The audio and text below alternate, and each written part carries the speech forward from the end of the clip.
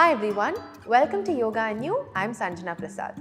There are a lot of asanas that you can explore that will help build upper body strength. In today's episode, we're going to be learning a few of them. Let's get practicing. You're going to start on all fours here. The first posture that we're going to practice is Palankasana or plank. Now this plank comes even in your classical Surya Namaskara and it is a great way to prepare for Chaturanga and arm balances. You're going to start by placing your wrists in line with the shoulders. Spread your fingers out wide so that you can really grip the mat. And from here, you're going to first step your right foot back, right toes on the mat. Now when I do this, I am not letting my hip down, neither am I lifting my hip up. My hip stays in line with my shoulder and that straight line continues all the way down to my heel. From here, keeping the lower belly drawn in, you're going to step your left foot back as well. You can keep your feet slightly apart. Notice when I'm in this plank position, my shoulders continue to stay in line with my wrist and my hips are neither sinking, neither am I trying to lift the hips up. Body is in one line. Keep pushing the floor away from you. Now what happens most of the time in plank is we let loose of the lower body. So your knees start bending, hips start collapsing. So try to engage your legs, squeeze the glutes. That way you're keeping your core intact and active. And we can stay here for 1, 2, at any point you're tired, drop one knee down and continue to stay there. 3, rest of the body remains active. 4 and 5. Bring your knees down and sit back in Vajrasana. You can start with 5 breaths. Once you get comfortable, you can increase the number of breaths that you stay in the posture and also the number of sets that you're doing. The second posture we're going to practice is Vasishthasana. There are a few variations of Vasishthasana you can practice. For this, you're going to start sideways. Your ankles in line with the hip.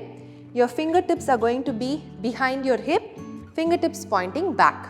When you're going to lift the hip up, you want your shoulder and wrist to be in one line. What we can do to initially help us is to try with the support of the foot. So the top foot, here it's my left, I'm going to bend the knee and bring it in front of my right. From here, I'm going to inhale and lift up. Now I have support of this foot and my hand. You can stay here or you can lift the other arm up. Now when you're doing this, make sure you're not pushing your hip back. Legs are active, hips are forward, so body is in one line. As you exhale, slowly come back down.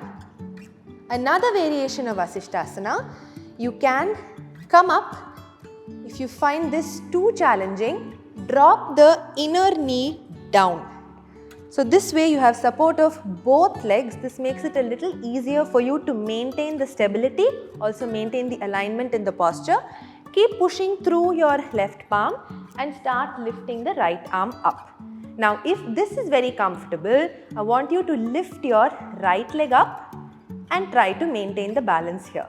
So you're really working on the core plus you're working on the shoulder. When you're done, foot down, palm down. Now those of you who are extremely comfortable with both these variations, you can go straight up into Vasishthasana. Let's give it a try. You're going to place your palm down, extend your legs sideways. Make sure shoulders in line with the wrist.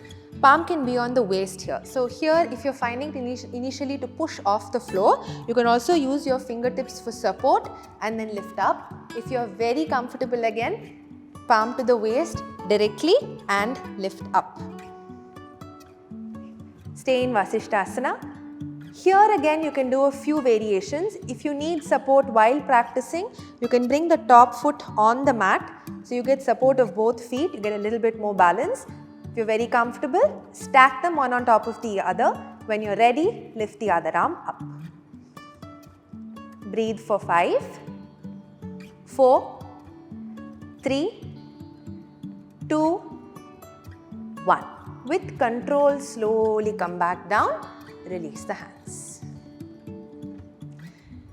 Now once you've practiced your plank and your Vasishthasana, we can move forward to Chaturanga Dandasana.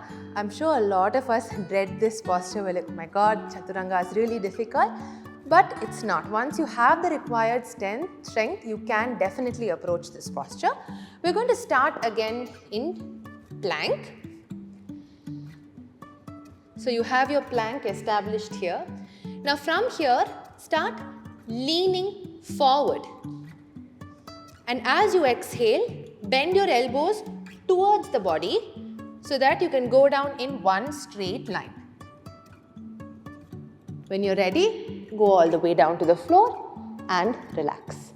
Now, if you cannot bend the elbows, you feel like it's too much, you're going to collapse to the floor, a great way to build that strength is by holding a stationary, modified Chaturanga. So coming up into plank, let's drop the knees down. Again, when I'm dropping the knees, I'm not dropping the hips. The hips stay as they are. I'm only dropping the knees down. Now from here, lean slightly forward. Go close to the mat, but don't touch the mat. Hold here. 3, 2, 1. Exhale down. So once you keep practicing this modified Chaturanga, you will develop the strength to get into a full Chaturanga. Another way you can prepare for Chaturanga is to do half Chaturanga. So for this, we are going to place one forearm down. I'll show you with my left side. So my left forearm is down. My right palm is going to be in line with my left elbow. From here, lean forward, stack the shoulder on the over the elbow. Come into a plank. Now you see, because I've kept my elbow straight, I'm a bit lopsided. So what I want to do, on my right side, I'm going to go into Chaturanga. Stay there and breathe. 3, 2, 1. Knees down. Slowly come back. Don't forget to do the left side. Another way you can improve on your upper body strength is Purvatanasana or Chatushpadapitam. We'll practice Chatushpadapitam first. Your palms are going to be one forearm distance away from the hips. Fingers pointing towards your hips. Bend your knees. Place your feet hip width apart, toes pointing forward. Roll your shoulders back. Draw the lower belly in. As you inhale, lift your hips up. If you're comfortable, drop the head back. Exhale, slowly come back down. You can do this as a static or dynamic posture. Inhale and lift up. Exhale and down. Last one. Inhale, lift up. 1, 2, 3. Exhale, slowly come back down. Once you have enough strength in your Chatushpadapitam, we can move on to Purvatanasana. You're going to extend the legs forward, keep your feet together and make sure your inner thighs are engaged. Take your palms behind you, fingertips pointing toward the hips. The distance is against the same, one forearm distance. Roll your shoulders back, squeeze the glutes, start lifting your hips up, trying to lift as high as you can so your toes go towards the floor. Breathe. Exhale, slowly come back down. If you are comfortable with all of these postures, Chakrasana or Urdhva Dhanurasana can also be a great way for you to improve both the mobility and strength in the upper body. Let's start by lying down. Keep your knees bent, place the feet shoulder width apart and toes pointing forward. From here, you're going to take your palms behind your shoulders, fingertips close to the shoulders. Make sure your elbows don't drop to either side. Your elbows are parallel to each other. First, we're going to draw the belly in. Start by lifting your hips up. Once you're ready here, your feet are stable, palms are stable. Push through your palms and start lifting your head off the mat. Now, start shifting your weight towards your hands. Let your chest open up, thoracic spine opening up. Breathe. 1, 2, 3, 4, 5. Bend the elbows. Slowly come back down.